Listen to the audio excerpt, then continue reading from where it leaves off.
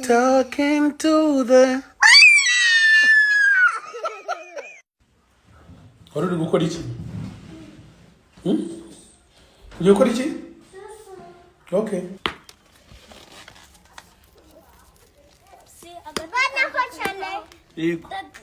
Ne nous laisse pas entrer dans la tentation, mais délivre-nous du mal, car c'est à toi qu'appartient le règne, la puissance et la foi pour des siècles et des siècles. Amen. Amen.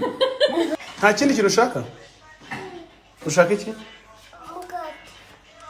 Usankunde uko bitazigera byoroha. Tu tu tu tu tu tu.